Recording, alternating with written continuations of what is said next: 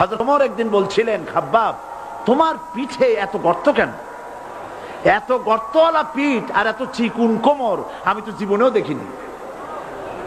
হযরতে খাব্বাব বলেছেন, ওমর জানো না, ইসলাম কবুল করার অপরাধে, কালেমা পড়ার অপরাধে কাফির বেঈমানেরা আমাকে মারধর করেছে।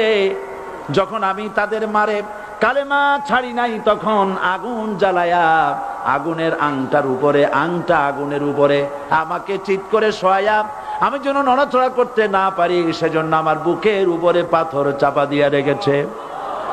আগুনে গোশত পুড়ে পুড়ে আগুন ভিতরে ঢুকেছে, গায়ের রক্ত আর চর্বি গলে গলে পড়ে আগুনগুলো নিভেছে।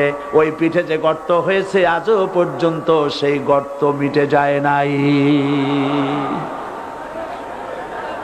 হযরত খাব্বাব রাদিয়াল্লাহু তাআলা আনহু বলছেন, বুখারী শরীফে হাদিসে ভাবে এসেছে, ওয়ান খাব্বাব বিনুল আরিত রাদিয়াল্লাহু তাআলা আনহু আন্নাহু ক্বাল শাকাউনা ইলা রাসূলিল্লাহি সাল্লাল্লাহু আলাইহি ওয়াসাল্লাম ওয়া হুয়া মুতাওয়াসসাদুন বুরদাতুন লাহু ফি জিল্লিল কাবা।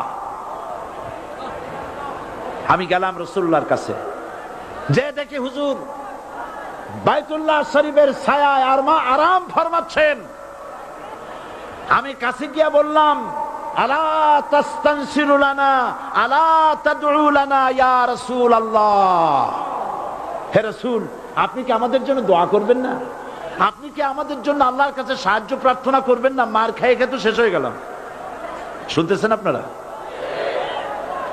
আল্লাহর নবী উঠে বসলেন, বললেন, খাব্বাব শোনো, তোমাদের আগে যারা এই পৃথিবীতে এসেছিলেন দ্বীনের দাওয়াত দেওয়ার জন্য, সমকালীন রাষ্ট্র শক্তি তাদেরকে ধরতো, ফায়ুখাজুর রাজুলু ফায়ুহফারু লাহু ফিল আরদ, তার জন্য তারে ধরে নিয়া মাটির মধ্যে গর্ত করত, ফায়ুজআলু ফিহা, এরপরে সেই গর্তের ভিতরে তাকে কোমর পর্যন্ত গেড়ে দিত। সুম্মা ইউতা বিল মানশার, এরপরে করাত আনা হতো, ফায়ুদাউ আলা রাসিহি, এরপরে করাতটা মাথার উপরে রাখা হতো, ফায়ুজআলু নিসফাইন, এরপরে করাত দিয়া চিরে চিরে জীবিত মানুষটাকে দ্বিখণ্ডিত করে ফেলে দিত।